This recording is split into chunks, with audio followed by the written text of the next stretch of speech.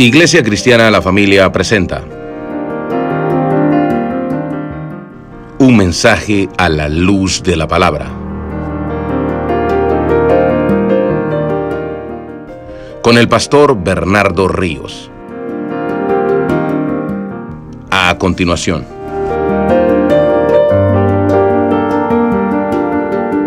Los hermanos en esta mañana. Vamos a Filipenses, por favor, capítulo 3, verso 11, hermanos.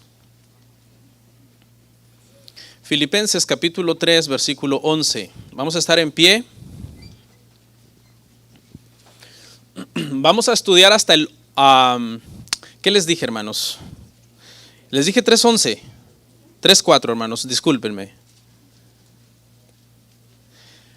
Sí, porque si no dejaríamos pendientes muchos versos, ¿no? Hermanos, Filipenses 3:4, hermanos. Busquen lugarcitos, hermanos, que de repente se quedan atrás. ¿Sabe qué sucede? Bueno, leemos y luego digo estas cosas, ¿no? Porque ya pusieron ahí la lámina. Dice, aunque yo tengo también de qué confiar en la carne, si alguno piensa que tiene que confiar en la carne, yo más. Padre, muchísimas gracias por permitirnos el día de hoy poder continuar con el estudio de Filipenses. Gracias por mis dos hermanos que expusieron los 2 domingos pasados. Gracias, Padre, por sus vidas, pero hoy retomamos Filipenses y me permites a mí volver a este estudio, Señor. Padre, dame de nuevo, Padre, dame sabiduría para hablar tu palabra como la debo hablar, que era la oración del apóstol Pablo. Que se abran puertas a la predicación de tu evangelio. Da a mis hermanos un corazón hambriento, sediento, Señor, de escuchar tus mandamientos. Listos para recibir tu palabra, Señor, atender el mensaje, no distraernos, no dormirnos, no menospreciar el sermón. A todos, Señor, danos un corazón temeroso, un corazón, Señor, que ama tu palabra, Señor, que se esfuerza por obedecerla. Ayúdanos, sin ti nada podemos hacer. Tú eres el que produce en nosotros el querer como el hacer por tu buena voluntad, Señor. Te pedimos todo esto en el nombre de Jesús. Amén. Siéntense, hermanos.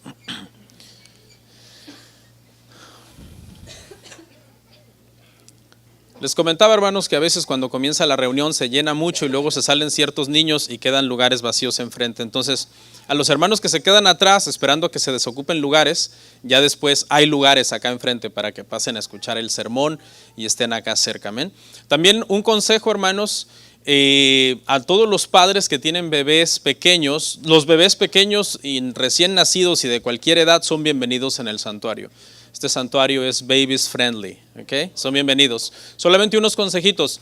Procuren sentarse un poco atrás para que si el niño llora o se está inquieto, puedan tener rápido acceso entonces al cuarto donde los cambien y los atiendan, ¿ok? Y entonces le rogaría de favor a los hermanos que no tienen bebés recién nacidos que procuremos dejarles los lugares de atrás a los hermanos que tienen bebés y usted pásese enfrente para que los hermanos tengan espacio atrás donde ellos sentarse. Amén, hermanos, por favor. Bueno, el día de hoy, hermanos, nuestro tema se titula en forma de pregunta: ¿conoces a Cristo? Y bueno, yo creo que cada uno de nosotros, hermano, internamente en nuestro corazón deberíamos de contestarnos esta pregunta hasta donde más entendamos si conocemos a Cristo y cómo conocemos a Cristo. Porque puede ser que haya varios casos diferentes entre nosotros. Puede ser que haya personas aquí que creen que conocen a Cristo, pero que realmente no conocen a Cristo. Puede ser también, hermanos, que haya personas entre nosotros que creen que Cristo los conoce a ellos y que a lo mejor Cristo no los conoce a ellos. Y en esta parte tendríamos que aclarar que Cristo, al ser omnisciente, nos conoce a todos, en el sentido estricto de la palabra conocer, porque Él todo lo sabe. A Natanael lo vio de lejos y dijo: he aquí que tú eres un verdadero israelita. Pero hay otro conocer que es el conocer de cuando nosotros hemos sido salvos. Y entonces ese conocer es el conocer de que Jesús conoce a sus ovejas y a todas las llama por nombre. En su omnisciencia entonces Cristo nos conoce a todos, pero en la salvación Cristo conoce solamente a los suyos. El día de hoy, hermanos, vamos a estudiar una de las conversiones más asombrosas en toda la historia del cristianismo. Alguien que no conocía a Cristo y llegó a conocer a Cristo, y eso, hermano, cambió su vida para siempre, pero también cambió la historia del mundo para siempre. ¿De quién estamos hablando, hermanos? Del apóstol Pablo. Y no estamos en Hechos 9, donde habla de su conversión. Y en donde más o menos hice una introducción parecida cuando me tocó exponer ese pasaje. Pero ¿sabe qué? Este pasaje que vamos a ver el día de hoy es la parte que Hechos 9 no nos mostró con todos sus detalles. Porque en Hechos 9, donde encontramos la conversión de Pablo, la encontramos relatada desde el lápiz de Lucas. Entonces, cuando Lucas nos está contando la conversión de Pablo en Hechos 9, Lucas no nos está contando con lujo de detalle lo que pasó en la mente de Pablo y en el corazón de Pablo. Hoy vamos a ver la conversión de Pablo, pero ahora ya desde el punto de vista de Pablo. Y Pablo nos deja entonces ver muchos detalles que no vemos en Lucas 9 y que son las cosas que lo cambiaron para siempre. Y Pablo dejó de ser Saulo de Tarso, el perseguidor de los cristianos, y a partir de su conversión llegó a ser el apóstol Pablo, el más grande ejemplo de los cristianos. El 11 de septiembre, hermanos, del año 2001, pasó algo muy importante en los Estados Unidos. ¿Quiénes lo recuerdan? Bueno, algunos no habían nacido, pero seguramente ya se lo enseñaron en la escuela.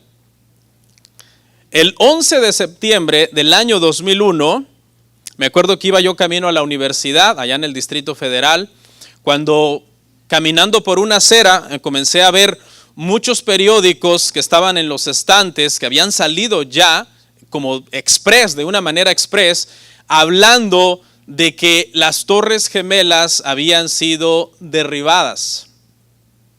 Todos los canales de televisión, las estaciones de radio, no estaban hablando de otra cosa que no fuera, hermano, este ataque terrorista que estaba sufriendo en esos precisos momentos los Estados Unidos. De hecho, el colapso de la segunda torre fue transmitida en vivo en varios canales de televisión, porque mientras estaban grabando la torre, ¿verdad?, que estaba incendiándose, y fue en ese momento en que en vivo el segundo avión le dio a la segunda torre y todo quedó grabado, todo quedó, hermanos, para récord en la televisión, y hay videos de eso por el internet y por todos lados. 4 aviones comerciales, hermanos, fueron secuestrados por un grupo de varios hombres que supuestamente estaban haciendo esto por un celo que ellos tenían a su religión. Porque imagínense, ¿qué tipo de celo hay que tener para estar dispuesto a morir por tu religión? O sea, no es cualquier celo. Es un celo a muerte. Es decir, yo creo en esto y creo de tal manera que estoy dispuesto a poner mi vida por lo que creo. Un celo mal infundado, un celo ignorante. Porque lo que se les promete muchas veces a las personas de esta religión que acaban haciendo lo que es el yihad o guerra santa, y que pertenecen a algunas de las sectas del musulmanismo, porque también, para ser justos, no podemos decir que todos los musulmanes creen igual, sino algunas sectas del musulmanismo. Debe de ser que estas personas tienen ciertas convicciones internas, hermano, y un lavado cerebral tan profundo que son capaces de montarse en un avión y conducir ese avión contra una torre hasta sus últimas consecuencias. Saben perfectamente que van a ser evaporados cuando esa explosión, hermanos, se produzca. De acuerdo a varios grupos de estos que hacen la yihad o la guerra santa, dicen, hermanos, que es un deseo de querer agradar tanto a su Dios y a su religión, pero también un deseo por obtener las recompensas que se les promete a estas personas en su religión. El día de hoy, hermanos, vamos a hablar de uno de los hombres que tenía un celo, hermano, tan tremendo por su religión, que creyó que ese celo por su religión era suficiente para su salvación. El apóstol Pablo. Y vamos a aprender el día de hoy, hermano, con la ayuda del Señor, que esos celos mal infundados que no están basados en las Escrituras no producen realmente salvación. Puedes tú ser el más devoto católico romano en tu celo y tratar de cumplir a rajatabla con todas las ordenanzas de Roma y los concilios y las encíclicas papales y lo que diga el catecismo y las obras que tengas que hacer para completar tu salvación. Todo eso, hermano, es como nada delante de Dios. Puede ser una persona el más devoto judío, el más ortodoxo, el que guarda la Torá incluso en todas sus comas y tildes, tratando de no quebrantar la ley. Y ese celo no añade nada a la salvación. Una persona puede ser el más estricto testigo de Jehová que se ha propuesto evangelizar, entre comillas, a toda la comunidad porque ha entendido que la salvación es por obras y que evangelizar es parte de obtener su salvación. Y eso no añade nada a la salvación. Una persona puede ser el más estricto mormón, de esos que han ido ascendiendo dentro del templo, de tal forma que ya participan en ciertos rituales secretos que no todo mundo está permitido, y llegar incluso hasta usar algunas ropas mágicas supersticiosas, y nada de eso añade nada a la salvación. Pero no se acomode tanto porque no nos salvamos. Porque incluso una persona puede decir ser un evangélico, un protestante, estar muy activo dentro de la iglesia, lo ves haciendo 1000 cosas dentro de la iglesia, envuelto en 1000 actividades y cumpliendo muchas ceremonias, y aún así su celo estar basado en la ignorancia y en la incredulidad. El día de hoy, hermanos, vamos a retomar este pasaje de Filipenses 3. Y como estuve ausente de este púlpito por 2 domingos, les voy a tener que recordar, hermanos, el tema anterior, un poquito, así breve, rápido. ¿Por qué? Porque si no nos recordamos un poco del tema anterior, del verso 1 al 3, no vamos a entender estos versos del 4 al 11. No vamos a entender por qué Pablo está diciendo esto. Y lo que vimos, hermanos, en el tema anterior, que fue titulado Falsos Maestros versus Verdaderos Creyentes, lo puede ver en YouTube, es, número 1, hermanos, que en ese pasaje el apóstol Pablo dijo 3 cosas de los falsos maestros, 3 calificativos negativos. En el verso 2 los llamó perros, malos obreros y mutiladores del cuerpo. Se estaba refiriendo a aquellos falsos maestros que querían perturbar la paz de los cristianos, diciéndoles que su salvación no estaba completa en Cristo, si no se volvían a ciertos rituales y a cumplir ciertas obras. Luego vimos en el verso 3 que Pablo dijo 3 cosas positivas de los creyentes. Número 1, dijo que estos eran los que adoraban en espíritu a Dios. Dijo que estos eran los que se gloriaban en Cristo. Y por último, los que no confiaban en la carne. Dijo Pablo, estos son la verdadera circuncisión. O estos somos la verdadera circuncisión. Los que en espíritu adoramos a Cristo, a Dios. Los que nos gloriamos en Cristo y los que no confiamos en la carne. Entonces, partiendo de acá, hermanos, es que ahora podemos entender qué es lo que Pablo va a hacer en estos versículos. Y entonces vamos a ver un mapa, un pequeño mapa del sermón. Este es el bosquejo de nuestro sermón. Punto número 1, Pablo presenta sus credenciales religiosas. Filipenses 3, del 5 al 6. Punto número 2, Pablo considera sus credenciales como pérdida y no ganancia. Filipenses 3, del 7 al 8. Y punto número 3, las riquezas verdaderas están en Cristo. Filipenses 3, del 9 al 11. ¿Okay? Eso es lo que vamos a ver el día de hoy. No sé si notó que dejé fuera el versículo 4.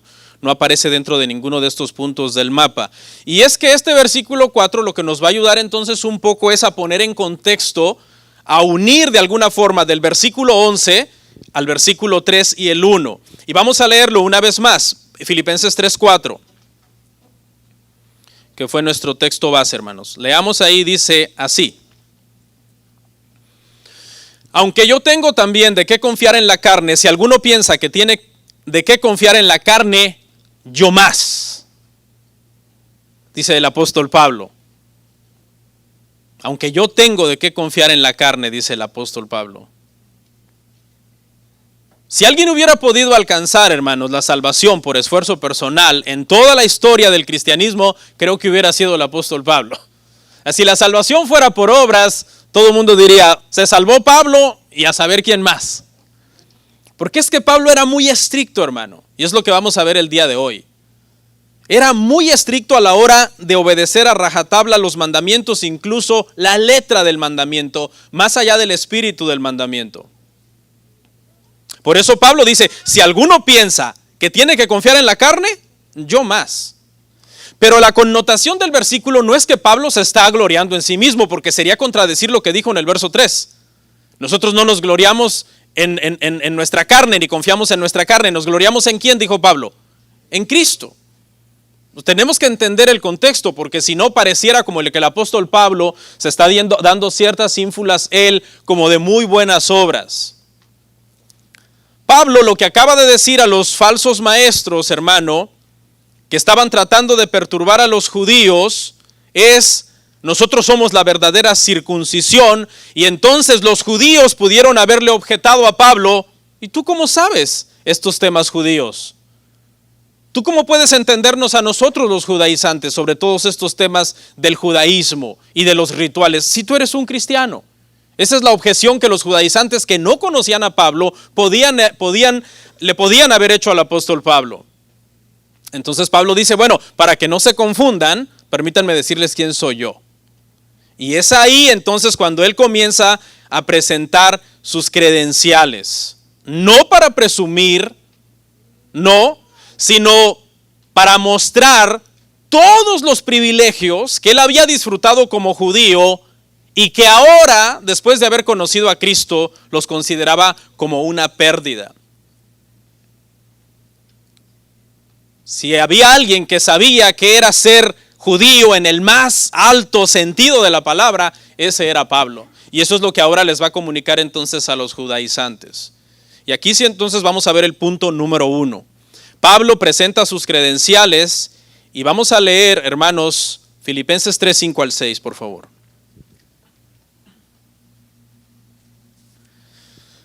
Circuncidado al 8º día, del linaje de Israel, de la tribu de Benjamín, hebreo de hebreos. En cuanto a la ley, fariseo. En cuanto a celo, perseguidor de la iglesia. En cuanto a la justicia que es en la ley, irreprensible. 7 cosas, cuéntelas conmigo ahí si le da tiempo, si no las cuenta en su casa. 7 cosas enumera el apóstol Pablo en este pasaje, de las cuales él podía decir: todas estas cosas están en mi haber, en mi cuenta de ganancias. Aquellos que saben de contabilidad se van a identificar mucho con este mensaje, porque algunos términos, cuando Pablo utiliza el término pérdida y el término ganancia, los está tomando prestados de la contabilidad. donde el libro contable tiene dos columnas, una que es ganancias y otras que es pérdidas. Y el apóstol Pablo lo que hace en este sermón, para que usted lo entienda más, se lo voy a decir por adelantado, es agarrar todo lo que estaba en la columna de ganancias y considerarlo como que debería de pertenecer a la columna de pérdidas. ¿Ok? Y todo lo que quizás hubiera podido ser considerado pérdida, ser un cristiano, ir a la iglesia, predicar el evangelio, cosas que para él siendo judío no entendía, comenzó a entender y llegó a decir, este es el verdadero tesoro, esta es la verdadera ganancia, estar en Cristo, servir a Cristo, predicar el evangelio, sufrir por Cristo, padecer por Cristo. 3 de estos logros, los primeros 3, son logros que Pablo obtuvo por nacimiento. Él no los pidió, no los buscó. Los primeros 3 de estos 7 que vamos a ver. Los últimos 4 fue esfuerzo personal. Él tuvo que sudar para poder lograr los últimos 4. Veamos los primeros 3. Los 3 logros de Pablo por nacimiento. No sé si hice, creo que sí fui haciendo ahí todas esas laminitas. Los 3 logros de Pablo, hermanos, por nacimiento. Primero, circuncidado al 8º día. ¿Por qué Pablo especifica esto, circuncidado al 8º día? Porque ese era el mandamiento. Todo varón que abre matriz será circuncidado al 8º día. Pablo, hermano, nada de lo que está diciendo es sin propósito, sin sentido. Todo tiene un propósito y un sentido. Porque él sabía que Ismael, el otro hijo de Abraham, que no era según la promesa, se circuncidó cuando tenía 13 años. Porque él sabía que muchos que se hacían prosélitos judíos se circuncidaban cuando eran adultos, cuando tenían 30 años, 40 años, 50 años, dependiendo de en qué edad ellos hubieran venido al conocimiento del judaísmo. Pero Pablo no. Pablo nació en una familia que guardaba la ley y que observaba este ritual de la circuncisión, estrictamente circuncidando a Pablo en el tiempo que correspondía. ¿Cuándo? Al 8º día. Lamentablemente, los judíos, muchos de ellos habían puesto su confianza en la circuncisión, hermanos. Pensaban que la circuncisión era suficiente para la salvación. De hecho, circulaban algunas leyendas rabínicas que decían, ninguna persona que haya sido circuncidada se perderá.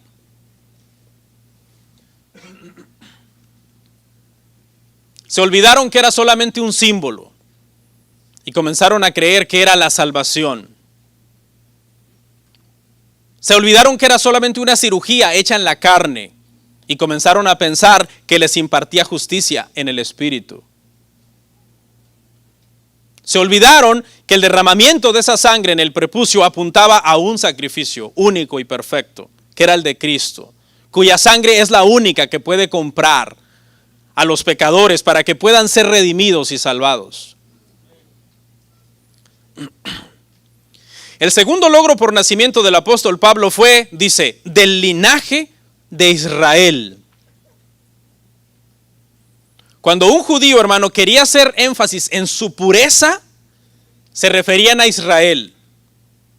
¿Por qué? Porque ¿quién era Israel? Israel era Jacob antes de ser Israel. Y Dios le cambió el nombre, ¿verdad? Por Israel, y le dio la promesa que de él vendría ¿quién? El Salvador.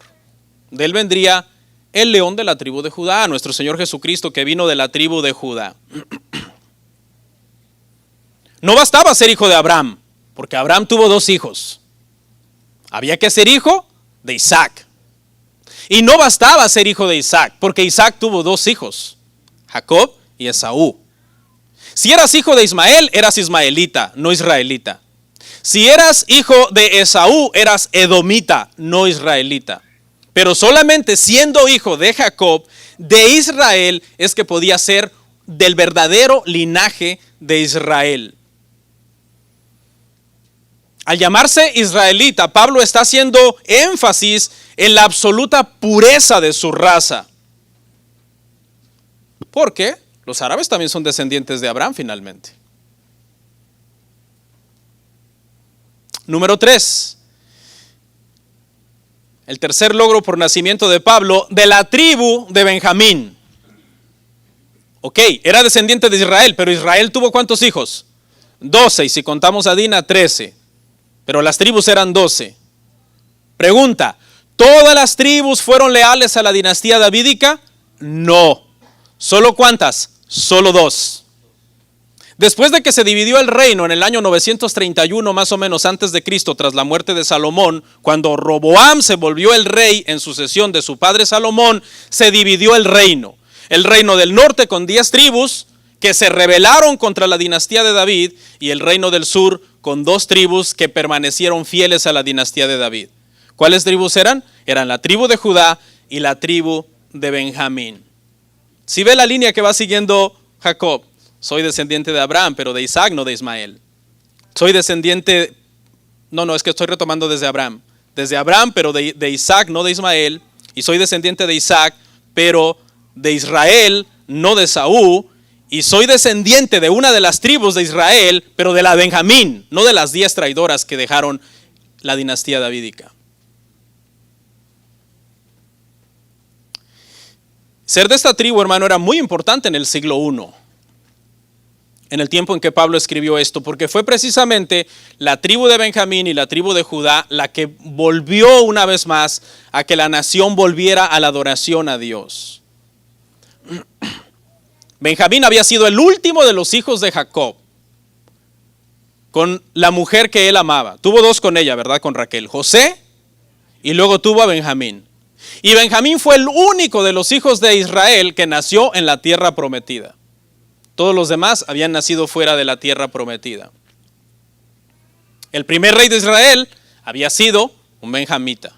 Su nombre, Saúl.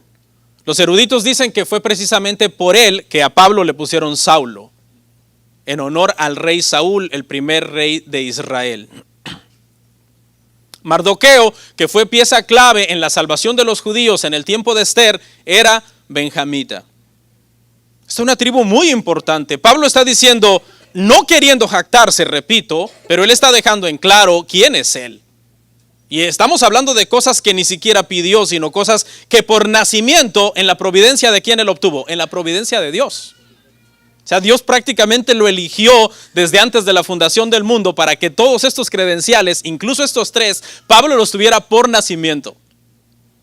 Como Dios tiene cuidado de cada detalle, hermano, de cada cosa. Una condición entonces privilegiada, la del apóstol Pablo. Pero ahora vamos a ver 4 cosas en donde Pablo tuvo que sudar para poder obtener estos privilegios. 4 logros personales de Pablo, de los 7 que estamos analizando ahí en ese versículo 5 y 6. El primero, hebreo de hebreos. Ok, para ser un hebreo de hebreos había que ser muy diligente. Todo mundo podía ser israelita por nacimiento si era de una de las 12 tribus y ya.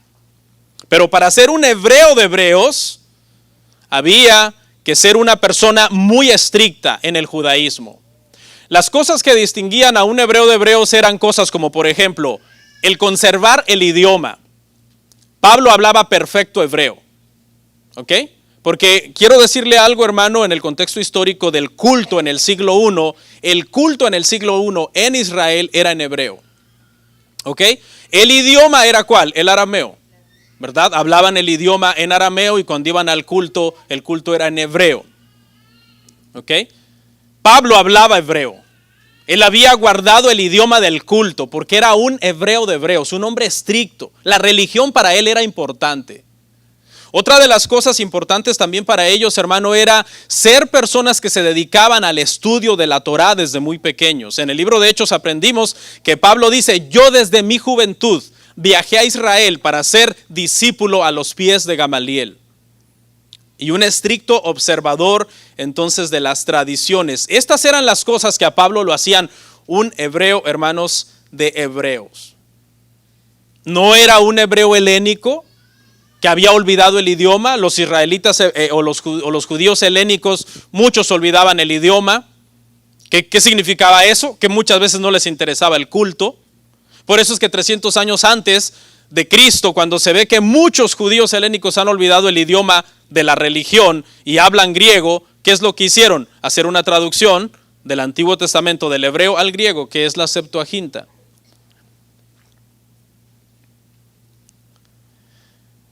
Ahora, aquí quiero hacer una aclaración, hermanos. Cuando decimos que Pablo era un hebreo de hebreos, no estamos queriendo decir que era un verdadero israelita, porque el término verdadero israelita en el Nuevo Testamento tiene una connotación espiritual.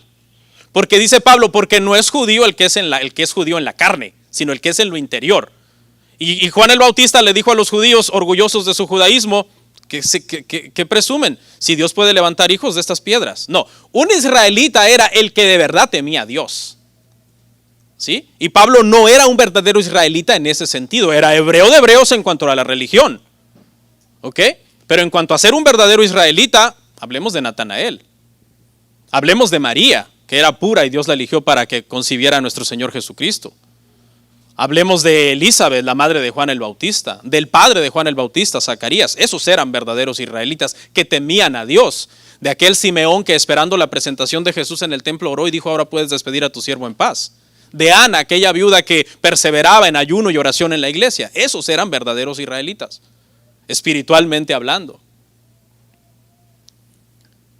El segundo, hermanos, de los privilegios de Pablo que obtuvo por esfuerzo, no por nacimiento, fue en cuanto a la ley fariseo. Y es que habían varias sectas en Israel y él quiere determinar de cuál de esos grupos él era.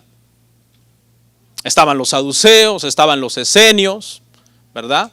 Estaban diferentes sectas, de hecho, de tipo religioso mezclado con política, como los celotes, los herodianos, los seguidores de los escribas, y todas esas sectas, hermano, que pululaban en el siglo I, en los tiempos de Cristo y en los tiempos de Pablo, tenían su cierta reputación, pero la que más reputación tenía era la secta de los fariseos, que significa los apartados, los separados, los que estaban buscando santificarse y no participar del resto del pueblo. Eran unos devotos legalistas de diezmar hasta el eneldo, hermano, la menta y el comino, las especias pequeñas de la casa. Incluso se preocupaban por guardar cosas que ni la Torá mandaba y que la tradición rabínica había impuesto en la religión. Entonces Pablo dice, sí, soy hebreo de hebreos, no soy de los saduceos que no creen en la resurrección o en los ángeles. No soy de los herodianos que están vendidos con Roma. No, yo soy fariseo, de los santos, de los apartados, de los separados para Dios, o era, mejor dicho. El privilegio número 3, hermano, por esfuerzo era en cuanto a celo, perseguidor de la iglesia. El celo era visto dentro de los fariseos como algo muy importante. Se elogiaba mucho a un fariseo que era muy celoso y que protegía su fariseísmo y el judaísmo contra todo movimiento que se levantara y que amenazara la religión. El celo siempre se ha visto desde tiempos inmemoriales, hermano, como una moneda de dos caras. Por una cara, amor a la verdad, y por otra cara, odio al error. Hasta cierta parte nosotros como creyentes y protestantes debemos ser celosos en ese sentido. Decir esto es verdad de acuerdo a las escrituras y lo amo y me paro en esto y esto es error. Y lo desprecio y lo señalo y lo denuncio. Pero era un celo que dijo Pablo más adelante en 1 de Timoteo 1:13. Habiendo yo sido antes blasfemo, perseguidor e injuriador, mas fui recibido a misericordia porque lo hice por ignorancia en incredulidad. Un celo basado en ignorancia. Cuando Pablo ya estaba convertido y veía a los judíos celosos defendiendo el judaísmo, los entendía un poco. Y en Romanos 10:2 dijo, lo que pasa es que su celo no es conforme a ciencia. Es decir, no entienden lo que están haciendo. Porque él ya había pasado por esa experiencia de estar ahí. Pero fíjese, en cuanto a celo, perseguidor de la iglesia, este privilegio, esta característica de Pablo suena como mala, ¿no? Porque era un perseguidor de la iglesia, pero cuando él estaba del lado del judaísmo, él lo tenía como algo bueno. A nosotros como iglesia nos afectaba, pero para él era algo bueno. Los demás lo aplaudían, decían, vean a Pablo, un hombre celoso de nuestras tradiciones, de nuestra religión, de nuestro idioma, de nuestro culto. De esta forma, Pablo le estaba diciendo a los judaizantes, mientras ustedes se conforman con confundir a un cristiano, no, yo no me conformaba con eso, yo los quería matar. En cuanto a celo, yo era más celoso que ustedes de nuestra religión.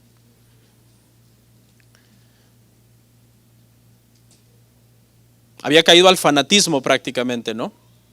Estar dispuesto a que alguien muriera.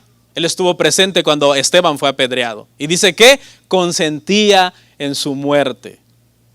Las religiones, hermano, que caen en este fanatismo son bien peligrosas. Precisamente podemos conectar esto con lo que les decía al principio en la introducción de esta gente que fanáticamente estuvieron dispuestos por un celo ignorante a dar su vida, bajo promesas de que Alá los estaba esperando allá con 7 mujeres vírgenes, según dice el mito, porque a mí no me consta la realidad, no he estudiado a fondo ese tipo de información, pero empezaron a circular muchos esos mitos, ¿no?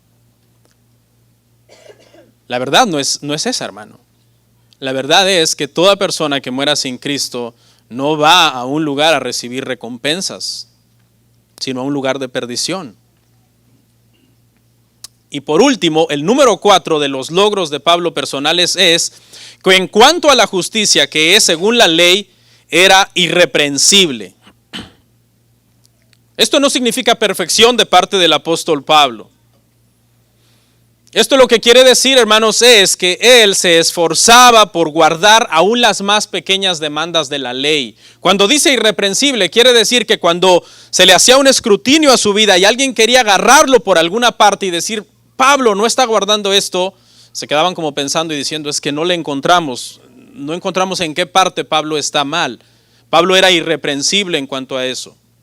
En resumen de estas 7 cosas, antes de pasar a nuestro siguiente encabezado, hagamos un resumen. Había cumplido los ritos requeridos desde nacimiento, circuncidado al 8º día. Miembro del pueblo escogido, de la crema innata de Israel. ¿Ok? En una de las tribus favorecidas de Israel. Guardaba escrupulosamente la herencia ortodoxa del judaísmo. Era muy devoto, hermano, y estricto en el legalismo del judaísmo. Celoso hasta el punto de perseguir a todo lo que se opusiera a su religión y trataba de cumplir con todas las cosas, hermano, pequeñas de la ley. De este modo, Pablo les está diciendo a los judaizantes, yo tengo derecho de hablar. No está condenando al judaísmo desde fuera, lo está condenando desde dentro, con conocimiento de causa, con lujo de detalle, conociendo bien la religión. Lo había experimentado personalmente. Pero ahora sabía que el único camino a la paz era abandonar el camino de sus logros personales y rendirse a Cristo. Y decir, yo no puedo hacer nada para salvarme. El encabezado que sigue, el número 2, se titula, Pablo considera sus credenciales como pérdida y no ganancia. Versos 7 al 8. Filipenses 3, 7 al 8. Pero cuantas cosas eran para mí ganancia, las he estimado como pérdida por amor de Cristo. Y ciertamente aún estimo todas las cosas como pérdida por la excelencia del conocimiento de Cristo Jesús, mi Señor, por amor del cual lo he perdido todo y lo tengo por basura para ganar a Cristo. Estos son los versos, hermanos, que les comentaba donde Pablo echa mano de estos términos de contabilidad. Pérdida, ganancia. Lo que estaba en mi columna de ganancias me di cuenta que era una pérdida realmente. Se me hicieron añicos todos mis logros. Me di cuenta que no me acercaban a Dios, me alejaban de Dios. Y lo pasó a la columna de pérdidas, lo que pensó para él en un tiempo que era una ganancia. Todas estas cosas Pablo las pudo haber, pretendido poner en la columna de mis haberes, mis logros. Pero descubrió que realmente los tesoros más valiosos estaban en Cristo, en conocer a Cristo. Dice esto, dice, ciertamente aún estimo todas las cosas como pérdida, por la excelencia del conocimiento de Cristo mi Señor. Vea que no dice solamente por conocer a Cristo. No, dice que conocer a Cristo es una excelencia. Esta frase se refiere a algo que tiene un valor incomparable, algo que era excelente para él. Prácticamente Pablo, una vez que vino al conocimiento de Cristo, Cristo se volvió todo para él. Y lo podemos ver en pasajes. Para mí, el vivir es Cristo, el morir es ganancia. Cristo.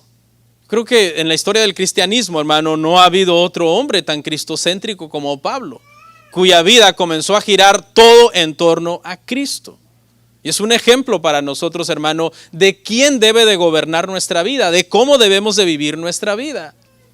Estamos tan afanados por esta tierra, ¿no? Y a Cristo lo ponemos como en segundo lugar.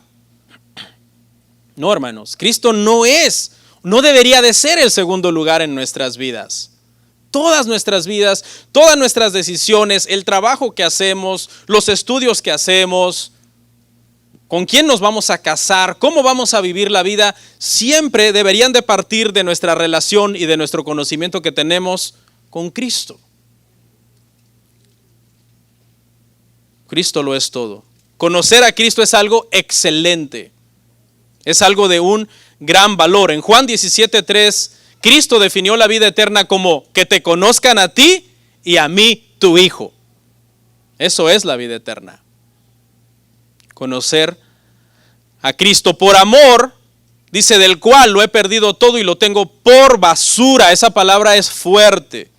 Escubalón, la palabra griega, habla en el original de cuando las personas comían y luego sobraban los desechos, y entonces esos desechos, usted sabe, cuando esos desechos ya pasaron algunos días, lucen mal, o sea, eso es horrible, y se lo echaban a los perros. El desperdicio, pues, los desperdicios.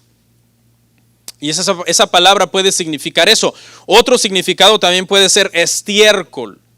Y es una palabra bien fuerte, pero eso es lo que Pablo está diciendo de todas sus credenciales que él acaba de presentar en el verso 5 y 6.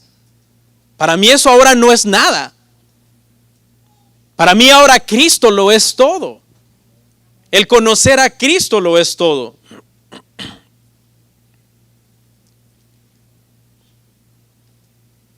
Todas las cosas que había creído que eran sus glorias eran de hecho inútiles. Todos sus logros humanos los tenía que descartar para poder aceptar lo que no podía ganar, sino que solamente Dios le podía dar, y que era la salvación, y que no se gana por obras, hermanos. No sé qué día esta semana llegaron los testigos de Jehová, me parece que fue el jueves, a evangelizar a la casa, y bueno, salieron evangelizados. Y traté de tener mucho amor por las personas, traté de tener mucho amor por las señoras que llegaron a evangelizar. Las escuché y luego, no por llevarles la contraria, por hacer un debate, pero me dio mucha tristeza su entendimiento de lo que es el evangelio. Les hice unas preguntas y dije, wow, necesitan que yo realmente les hable del evangelio, no las puedo dejar ir sin el evangelio. Entonces les hablé el evangelio.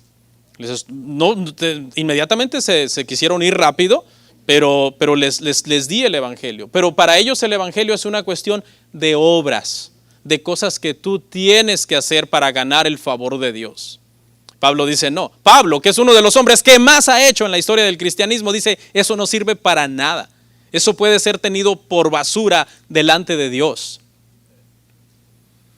Y ojo, no que las obras no sean importantes en la vida del cristiano, porque fuimos escogidos desde antes de la fundación del mundo para hacer buenas obras. Pero hay que ponerlas en el orden que realmente corresponden.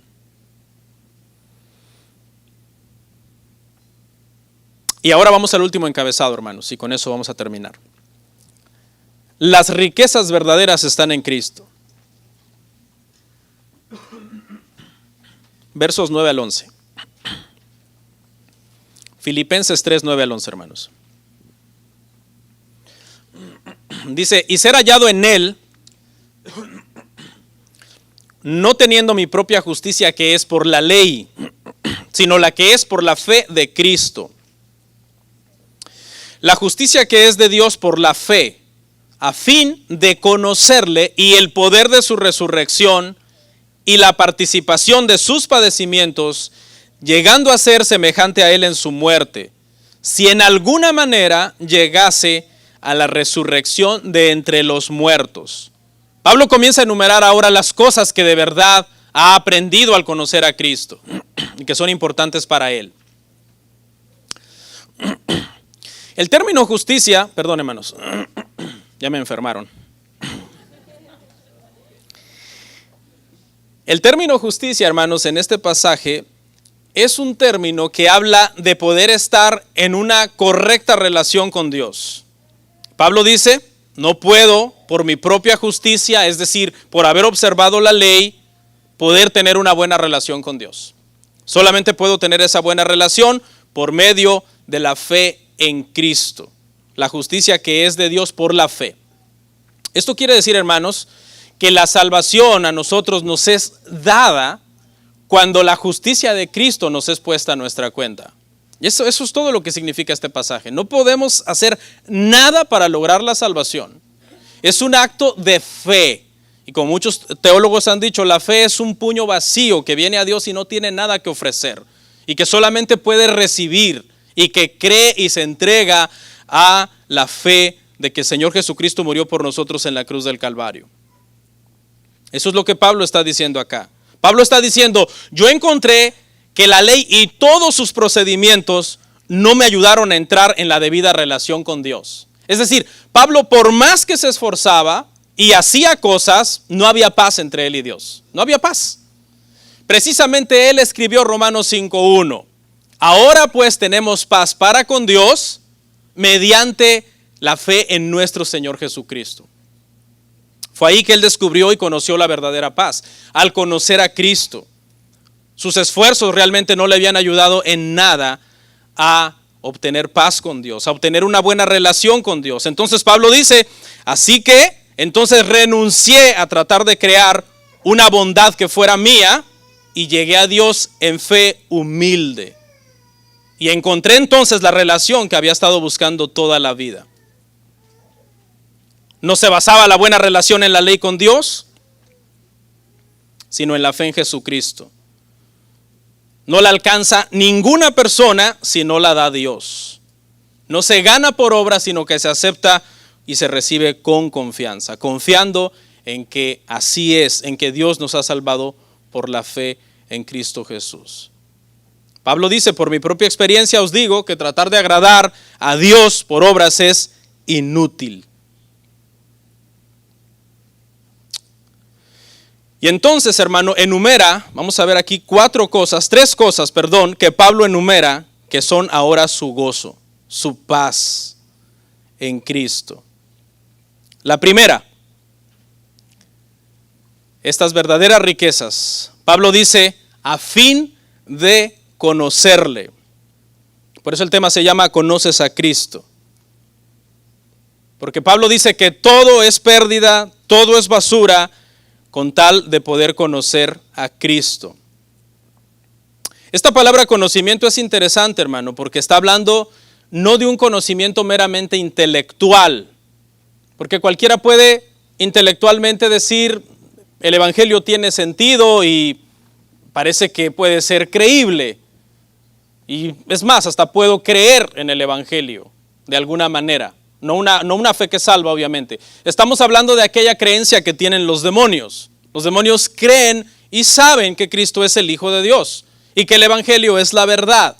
Cuando usted va a leer, hermano, los Evangelios y el Señor Jesucristo se encontraba con algún demonio, ellos le decían, ¿acaso nos vienes a atormentar antes de tiempo? Conocían bien el poder de Dios por medio de Cristo, conocían a Cristo.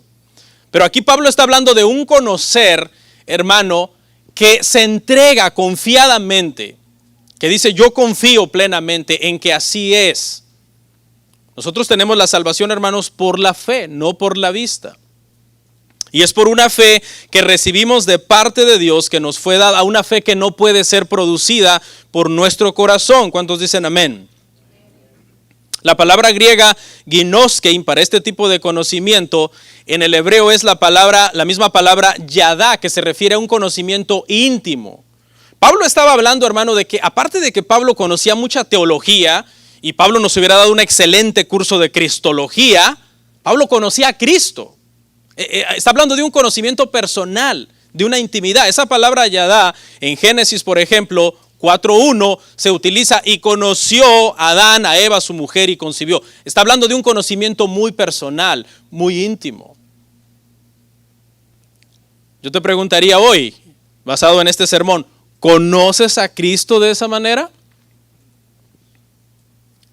¿Conoces a Cristo de esa manera? ¿De una manera personal? ¿De una manera que tú tienes una relación con Él? ¿Está la relación entre tú y Cristo viva? Porque ¿Lo lees aquí? Este es el alimento de tu alma en donde tú constantemente estás avivando esa relación con Cristo. ¿Cuándo fue la última vez que te postraste de rodillas a orar y tuviste una intimidad con Cristo, como dice esta palabra yadá? Un conocimiento personal, un conocimiento experiencial con el Señor. Y no estoy hablando de misticismo, No dice, ay pastor, pues fui a tener una experiencia ahí con Cristo y vino y me visitó en la casa. Te mueres si lo ves. No, estoy hablando de por la fe. Estar llenos de la vida de Dios en nosotros. Se refleja, ¿verdad, hermanos? Cuando alguien tiene la vida de Cristo en él. Se le nota, se le siente cuando habla, su caminar, su conducta. Y también se le nota a quien dice conocer a Cristo, pero realmente no conoce a Cristo. Su vida es un caos, su vida está llena de miedo, su vida está llena de inseguridades. No hay fe, no hay confianza en que Dios es soberano, en que Dios está en control aún en medio de las peores circunstancias. Son personas que esta es prácticamente la vida cristiana para las personas que no conocen a Cristo de verdad. Es horrible, es una vida de derrota, es una vida de temor, es una vida de angustia. Por un lado, ni están siendo felices con Cristo, ni tampoco se quieren morir porque saben que no van a ir con Cristo. O sea, es un caos. Solamente Dios, hermano, solamente Cristo nos puede dar la paz verdadera en un mundo caído, donde nos toca enfrentar tantas cosas tan difíciles. Entonces, la verdadera riqueza, hermano, está en conocer a Cristo. Es la verdadera riqueza. Puedes tener muchas cosas materiales, hermano. Tengamos mucho cuidado, por cierto. Ahora que vino el pastor Will, lo llevamos a comprar unos recuerdos a unas tiendas y se quedó, dice, wow, pastor, aquí hay un peligro de caer en el materialismo tremendo. Porque comenzó a ver todo. Después de comprar unos recuerditos en un restaurante, fuimos al mall a dar una vuelta, ¿verdad? Me dijo que no había estado en un mall en Estados Unidos antes, solamente había estado de paso alguna vez en Estados Unidos. Y cuando miró esas tiendas gigantescas en el mall, dijo, wow, aquí hay una tentación de volverse uno materialista tremenda. Y es cierto, hermano. Uno se puede volver materialista. Escudriña tu corazón. ¿Está malo tener? No. Tener no es malo. Pero la pregunta sería si esas cosas ahora están ocupando un lugar en tu corazón. Si estás poniendo tu confianza en tu negocio, si estás poniendo tu confianza en tus carros, en tu casa, en tus vacaciones, ¿qué es lo que llena realmente tu corazón?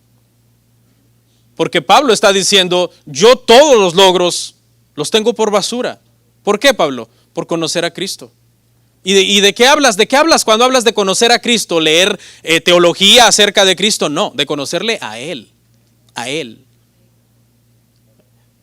Imitemos la vida de Pablo en este sentido, hermanos. Un hombre de oración, un hombre de la palabra, un hombre de la obra, un hombre que amaba las almas, un hombre que amaba la iglesia, hermano. De otro modo, hermano, vivir en esta tierra llamándonos cristianos y no tener estas prioridades claras en nuestra vida es desperdiciar nuestra vida. Hay un librito de John Piper muy bueno, se lo recomiendo, No desperdicies tu vida se llama. Está muy bueno. Porque habla de muchas cosas en las que nosotros como cristianos nos metemos a hacer creyendo que todo lo estamos haciendo para la gloria de Dios, descuidando las cosas que de verdad le importan a Dios y que Dios quisiera que estemos haciendo y pensando que estamos invirtiendo nuestra vida para Dios, realmente ante los ojos de Dios la estamos desperdiciando. ¿Qué más? Y también conocer el poder de su resurrección. Fíjese, hermano, que Pablo no habla solamente de la resurrección como algo histórico que le pasó a Jesús. Aquí no está diciendo que quiero que entiendan la teología detrás de la resurrección. No, Pablo dice conocer el poder de la resurrección. ¿Eso sabe qué habla? Que Pablo, de alguna forma, ese milagro de la resurrección lo había dinamizado, lo había inyectado, lo había energizado para vivir su vida. La resurrección para él era algo muy importante. La resurrección de Cristo para él era la garantía de que él tenía una vida después de esta vida. Porque así como él resucitó, resucitaremos nosotros. Y así como él tuvo un cuerpo glorificado, tendremos nosotros un cuerpo glorificado también. Y andaba Pablo en el poder de la resurrección del Señor. Él predicaba en el poder de la resurrección. Hablaban el poder de la resurrección. Me estoy refiriendo que estaba investido y lleno del Espíritu Santo, hermano, para hacer las cosas. Pablo sabía que el final de su vida no era el final realmente. Él estaba 100% seguro. Él decía, a mí, si por ustedes me tengo que quedar, me quedo, pero yo me quisiera ir con el Señor. Él sabía que no era el final. ¿De dónde obtenía esa fuerza, esa fe? Del poder de la resurrección de Jesucristo. Él sabía que nada lo podía separar de Cristo. Eso es el poder de la resurrección. Y número 3, dice Pablo, otra cosa que también se volvió un tesoro para él, mire, conocer la participación de sus sufrimientos. Conocer la participación de sus sufrimientos, es decir, el sufrir también. Pablo dice en el versículo 29, capítulo 1, Filipenses 1:29, porque nos fue concedido el creer en Cristo y el padecer también con Él. ¿De qué habla esto? Esto habla, hermano, de que el evangelio es tomar nuestra cruz y seguir a Jesús. Y no es una cruz literal, porque la cruz de Jesús fue suficiente y su sacrificio fue suficiente. Pero participamos de alguna manera, cuando nosotros sufrimos como buenos creyentes, participamos también en el sufrimiento de Cristo. Y nuestro sufrimiento no es expiatorio, obviamente, porque solamente el sacrificio de Cristo es expiatorio, pero nos identifica con Él, como nos identificamos con Él en su vida, nos identificamos con Él en su muerte al padecer por Él, y nos identificamos con Él en su resurrección, porque resucitaremos también. Eso es lo que Pablo está diciendo acá, hermanos. Y la última frase, solo para aclararla y no crear confusión: si en alguna manera llegase a la resurrección de entre los muertos. Y no es que Pablo dice, pues no estoy seguro, ya me entró la duda. No, Pablo está seguro de la resurrección, porque Pablo está hablando del poder de la resurrección. Pero más bien es la humildad de Pablo, porque nunca perdió su sentido de indignidad. Cuando llegó al conocimiento del evangelio, dijo, wow, todos mis logros son realmente basura. Mi conocimiento realmente no sirve si no conozco en persona a Cristo, si no tengo una relación viva con Él. Tengamos cuidado, hermano, nos podemos llenar de mucho conocimiento.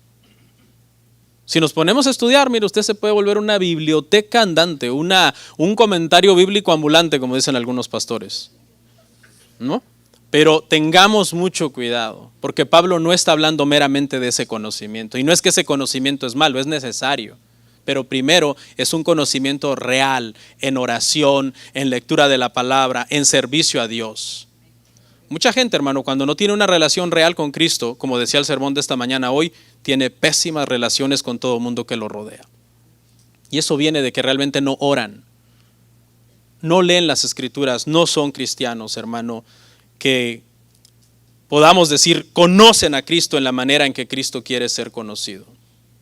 En resumen, el conocimiento de Cristo es la identificación con Él de parte del apóstol Pablo. La justicia de Cristo es lo que le confiere a Él la justificación y el entrar en una buena relación con Dios. El poder de Cristo es el que le confiere poder para servir y poder para ser santificado también. La participación en los padecimientos de Cristo lo hace identificarse con Cristo y en la gloria de Cristo mediante la glorificación también de ellos. Y por último, hermanos, un llamado. Quizás tú no conoces a Cristo, tú estás aquí y no conoces a Cristo. Y es mi deber decírtelo, ¿ok? Si no vienes a Cristo, te perderás eternamente. No solamente vivirás una vida vacía y sin sentido en esta tierra, sin ningún propósito, lleno quizás de miedo, de ansiedad, de angustia, de temor, de inseguridades, porque este mundo es duro, sino que al final te perderás también. El llamado es urgente. El llamado es urgente. El día de salvación es hoy, porque mañana no nos corresponde a nosotros. Todo mundo te puede amar y conocer y respetar y decir, wow, fulano es bien inteligente y tiene muchos logros, pero de nada sirve eso si Cristo no te conoce a ti. Si al final de tu vida Cristo te dice, apártate de mí, hacedor de maldad, yo nunca te conocí. Hay que venir a Cristo hoy. Oramos, hermanos.